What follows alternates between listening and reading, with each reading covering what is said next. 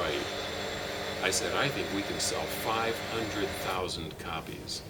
I had never said that before about a proposal that came to us as a publisher. That book alone went on to sell 8 million copies, and it was the beginning of what became a whole series of books, and all those books combined have sold more than 60 million copies.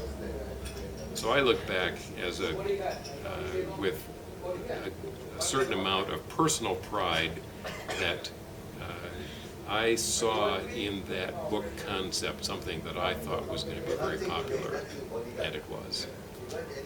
The third thing I would point to is simply the involvement that I've had in helping create the New Living Translation. The role that I played was called Chief Stylist, making sure that it came through very clearly in very readable English. So when I look back on everything that I've done professionally, my role with the New Living Translation is right up there at the top. And how long did it take you to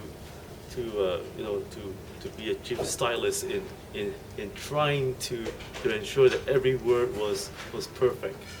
Well, it was a challenge because I was the president and CEO of the whole publishing company at the same time that I was spending literally hours every day working in the details of the translation of the Bible. And we worked at one level or another on the New Living Translation for more than 10 years. Really? 10 years? It's more than 10 years. Yes. Just to create the New Living Translation. Just to get it exactly right. What?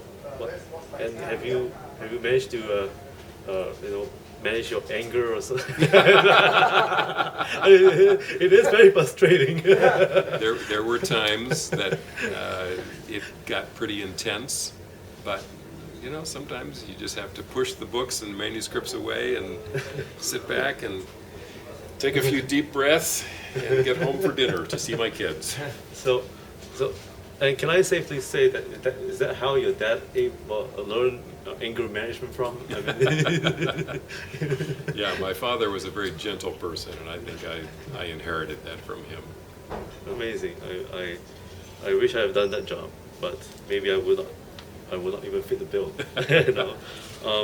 Last but not least, Mr. Mark Taylor, what advice would you give for aspiring leaders of today and fathers as well? How can men today able to manage a great company like yours and yet be a good father?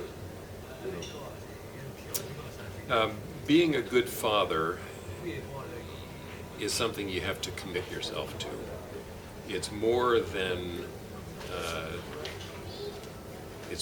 simply having a child, and you can't simply say, well, my wife will raise the children. The father has to make a decision to say, I'm going to be involved in my kids' lives, and I've got to keep it all in balance. So you can't work 80 hours a week and have the time to be involved in your kids' lives. So my encouragement and my challenge to fathers in business is do everything you can to find that right balance so that you can go to your kids' football games or their music recitals. I can't tell you how many music recitals I've been to for my kids, because that was a priority for me, to be there to cheer them on and say, good work.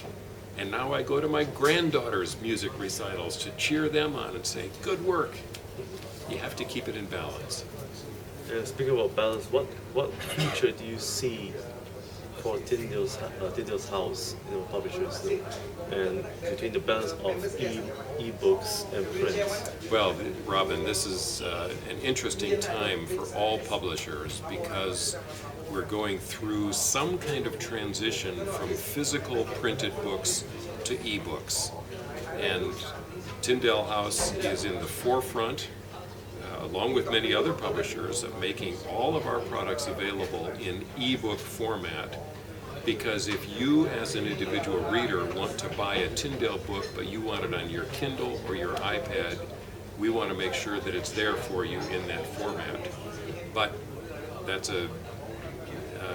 it's a revolution that's taking place in publishing, and I don't know what it's going to look like even 1 year from now, much less 5 years from now.